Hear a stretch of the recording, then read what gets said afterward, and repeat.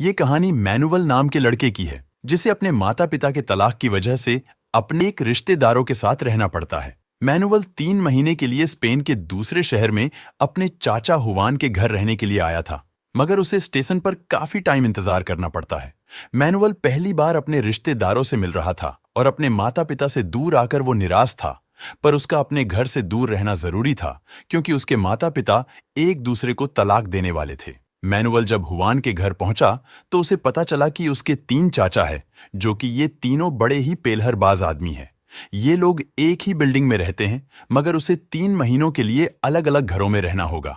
पहले manual Wuhan के घर में रहने वाला है, अगले ही दिन अपने दुकान में ले गया जहां सिर्फ लवंडियां ही काम करती है और वो अपने चाचा को औरतों के साथ फ्लर्ट करते हुए देखता है। मैनुअल उससे काम सीख रहा था, पर तभी वहां उसकी बेटी फुनासांता आ जाती है, जिसे देखते ही मैनुअल उसे पसंद करने लगता है। मैनुअल हुवान और फुनासांता के साथ वक्त बिताकर बहुत खुश था और एक दिन हुवान उन दोनों को शहर से दूर घुमाने लेके जाता है, जहां शांति के माहौल में हुवान उन दोनों को पेंटिंग सिखाने लगा। हुवान ने मैनुअल को कुदरत की खूबसूरती के बारे में बताता है और उस खूबसूरती को तस्वीर में उतारने की कोशिश करने लगे। कुछ देर बाद वहां एक आदमी आया, जिसे देखकर मैनुअल और फुनासांटा डरने लगते हैं।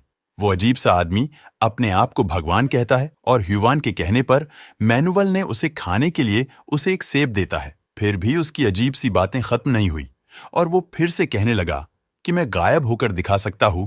ऐसे ही अजीबो गरीब हरकतें करके चला गया और फिर हमें अगले सीन में दिखाया जाता है। फुनासांटा अपनी माँ से डांस सीख रही थी और वही मैनुअल को हुवान कला के बारे में समझा रहा था। हुवान की वजह से मैनुअल कलाकारी के बारे में और कला की खूबसूरती के बारे में समझना शुरू कर दिया था, पर इस बीच उसका ध्यान फुनासांटा के पूसी पर ज्यादा ध्यान था। मैनुअल धीरे धीरे फुनासांटा को और ज्यादा पसंद करने लगता है और ये बात फुनासांटा भी समझने लगी थी, क्योंकि वो भी मैनुअल को भी पसंद करने लगी थी। इसीलिए वो दोनों हर समय एक दूसरे के साथ रहते थे। इसी बीच फुनासांटा को लगता है कि मैनुअल खुश नहीं है, उसे बेहतर महसूस कराने के लिए अपना लालीपाप चाटने के लिए दे देती है और कहती है, मैं तुमसे कभी भी अलग नहीं रह सकती हूँ। उस दिन मैनुअल को एक राज की बात बताती है, जिसे वह जानकर हैरान हो गया। फुनासांटा ने बताया कि उनके चाचा फार्लांडो असल में गेय है। ये बात कोई नहीं जानता। हुवान के घर रहने के बाद अगले महीने मैनुअल फार्लांडो के साथ रहने लगा और उनकी बेकरी का काम समझने लगा। हुवान की तरह फार्लांडो एक कलाकार है और जाइलो बजाया करता है। जाइलोफोन बजाते देख मैनुअल को म्यूजिक का जादू सवार हो जाता है। फार्लांडो ने बताया कि जीनियस बनने के लिए कुछ सालों तक मेहनत करनी पड़ती है। अगर एक दिन भी मेहनत में कोई कमी रह जाएगी तो म्यूजिक हमारा साथ छोड़ देती है। फार्लांडो का अफेयर उसके असिस्टेंट पेलू के साथ चल रहा था और ये बात मैनुअल जानता था। फार्लांडो की पत्नी बीएड्रेस इस बात से नाराज थी। उसका पति काम पे ध्यान नहीं देता है, पर फार्लांडो का कहना था कि ये काम उसे खुशी नहीं देता, सिर्फ पेलो से खुशी मिलती है। एक दिन उसका असिस्टेंट पेलू ने बताया कि मेरी शादी होने वाली है, इसलिए फार्लांडो को छोड़ना होगा। उन दोनों के बीच हो रही सारी बातें मैनुअल और फुनासांटा सुन रहे थे। पेलू के जाने से लैंडो का दिल टूट जाता है और अपनी जान देने की कोशिश की, पर वो ऐसा कर नहीं पाया। उस शाम जब मैनुअल बीएड्रेस के कमरे में आया तो उससे पूछने लगी कि बीएड्रेस उसे खूबसूरत लगती है या नहीं। मैनुअल से अजीबो गरीब बातें पूछने लगती है। तब मैनुअल ने फार्लांडो और पेलू के बारे में उसे बता देता है। इस अफेयर के बारे में जानकर बीएड्रेस मैनुअल से इस अफेयर को राज रखने का वादा करने के लिए कहती है और फार्लांडो से नाराज होने की बजाय बीएड्रेस उसे संभालने लगी, जिसके बाद उसे बेहतर महसूस कराने की कोशिश भी करती है। मैनुअल एक नई दुनिया देख रहा था और इस दुनिया में उसे फुनासांटा के साथ खुशी मिल रही थी। उस दिन अचानक उन्हें 2 अनजान लोगों को छत पर आते देखा। तब फुनासांटा ने बताया कि वो अमेलियो की बेटी लोली और उसका बॉयफ्रेंड है, जो गाजा लेकर वहां से भागा है। फुनासांटा को तब कुछ नजर आया और वो कहने लगी कि मेरे घर में कुछ गलत हो रहा है। घर की ओर जाने पर उन्हें पता चला कि फार्लांडो की मौत हो गई है। हर कोई परेशान था, मगर उन सबसे ज्यादा परेशान बीएड्रेस थी। उसने बताया कि अचानक से जमीन पर गिर पड़े और उसकी मौत ही गई। हुवान और उसके बड़े भाई अमेलियो ने फार्लांडो को जमीन पर बेहोश देखा। उन्हें समझ आया गया कि दिल का दौरा पड़ा है। सही समय पर अमेलियो उसे बचाने में कामयाब हो जाता है। उस दिन के बाद मैनुअल अमेलियो के घर में रहने लगा अमेलियो की बहन मार्गरीटा मैनुअल को पढ़ाने लगी, पर मैनुअल उसे और अमेलियो की पत्नी लूला को परेशान करता रहा। एक दिन मैनुअल के पिता अंटोनियो का फोन आता है और मैनुअल को पता चला कि अब वो इटली में रहते हैं। मैनुअल अपने पिता को बताया कि मार्गरीटा हर वक्त उन पर नजर रखती है, इसीलिए वो परेशान होने लगा है और घर आना चाहता है। मैनुअल ने फुनसांता को बताया कि जल्द ही उसके पिता उसको लेने आने वाले हैं। ये सुनकर फुनसांता निराश हो जाती है। मैनुअल और फुनसांता एक दूसरे से शादी करना चाहते हैं, पर वो जानते हैं कि दो कजन्स एक दूसरे से शादी नहीं कर सकते हैं। अमेलियो के घर में एक कमरा था जहां जाने की किसी को इजाजत नहीं था, मगर मैनुअल उस कमरे में चला गया और उसे पता चला कि ये कमरा असल में अमेलियो का क्लिनिक है। अमेलियो उसे क्लिनिक में देखकर खुश हुआ और अपने दूसरे भाइयों की तरह वो भी मैनुअल को अपने काम के बारे में बताने लगा। अमेलियो एक आंखों का डॉक्टर था जो मैनुअल को आंखों में छुपी खूबसूरती को दिखाने लगा। कुछ समय बाद मार्गरीटा उन पर नजर रखने लगी और उन बच्चों पर चिल्लाने लगी क्योंकि उसने उन दोनों को उस कमरे में आने से रोका था, और अमेलियो से कहने लगी कि उनके पिता यानी कि मैनुअल के दादा अंटोनियो से बात करने की जिद कर रहे हैं क्योंकि वो मैनुअल को ही अंटोनियो समझते हैं।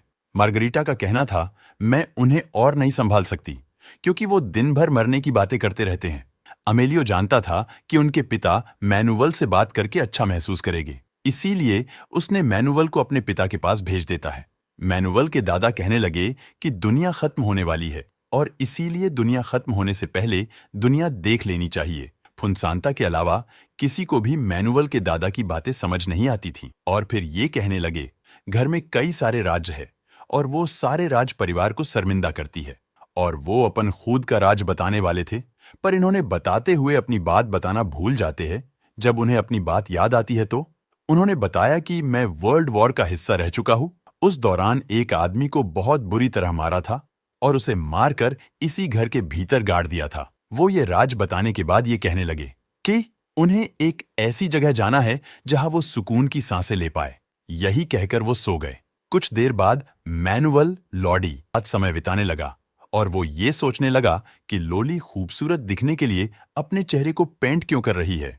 जब मैनुअल उसे उसके बॉयफ्रेंड और गाजा के बारे में पूछा तो नाराज हो गई।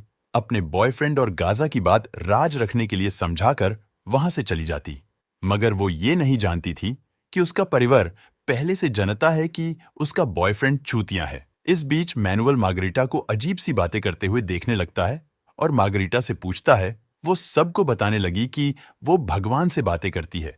अमेलियो उसकी बातें सुनता है तो वो नाराज होने लगता है और उसके पागलपन को छुपाने की कोशिश करता है, मगर मैनुअल उसकी बातें सुनकर मजे ले रहा था। उस दिन अमेलियो ने लोली से कहा, तुमको अपने बॉयफ्रेंड से दूर रहना होगा, पर जब उसने अमेलियो से बहस करना शुरू किया तो अमेलियो अपना आपा खो बैठा। अमेलियो को इस तरह देखकर मैनुअल बुरी तरह डर गया, पर लोली ने समझाया कि उसके पिता कभी कभार चुतियों वाली हरकत कर बैठते हैं। मैनुअल इस अजीब से परिवार के पागलपन का हिस्सा बनने लगा था, मगर ये पागलपन उन लोगों के लिए आम बात थी। वो सब ऐसे बर्ताव करने लगे थे जैसे वहां कुछ हुआ ही नहीं है। और अचानक अमेलियो के पिता उन्हें अकेलेपन के बारे में कविता सुनाने लगे।